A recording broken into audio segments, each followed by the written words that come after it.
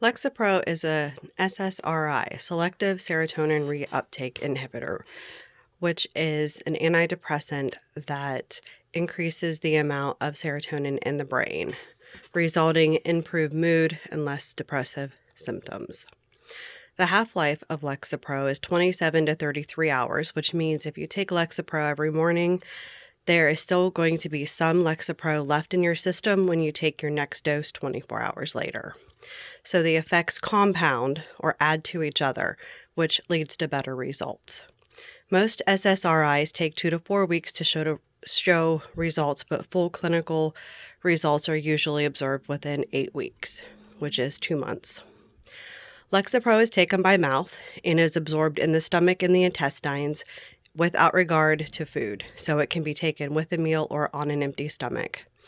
Maximum plasma or blood levels are usually reached within 5 hours of taking the medication, and the medication is then transported to the brain where it blocks what's called the sodium-dependent serotonin transporter protein, or the SIRT protein.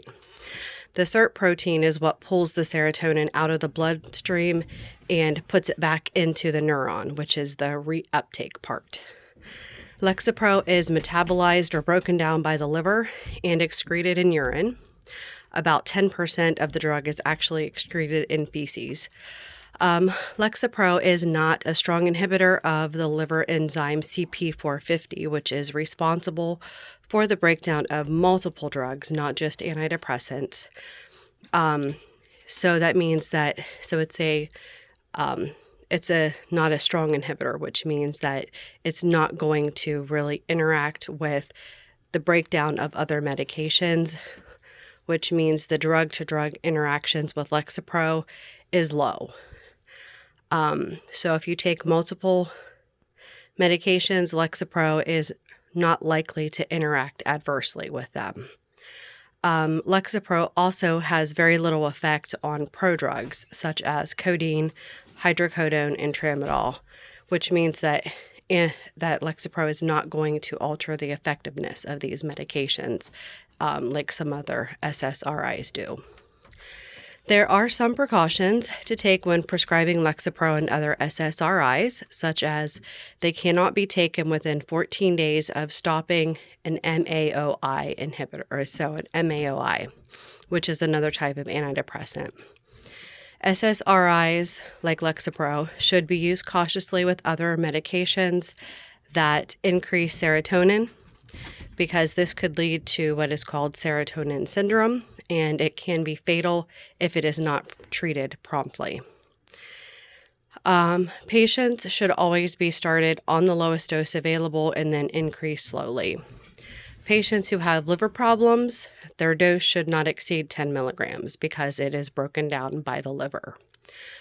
Patients that have kidney problems should have their creatinine clearance monitored, and it should always stay above 20 milliliters per minute. For pregnant patients, Lexapro is what they call a Category C drug, which means that it can cause harm to the fetus, but there's not been enough research to determine what harm could be done. So it needs to be used very cautiously, and Lexapro does pass into the breast milk. So if women are on Lexapro and they're breastfeeding, their babies are going to get some Lexapro. So it needs to be used very cautiously. The benefits need to outweigh the risk of taking it. In geriatric or older patients, 10 milligrams should be the maximum dose for the least side effects. In pediatric and adolescent patients, the dose should start low and be closely monitored before increasing the dose.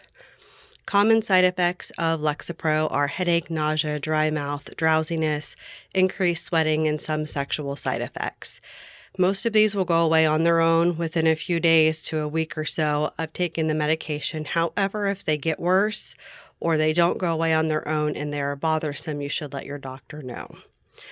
A potentially serious side effect of Lexapro is QT interval prolongation, which is an abnormal heart rhythm that could lead to serious heart problems.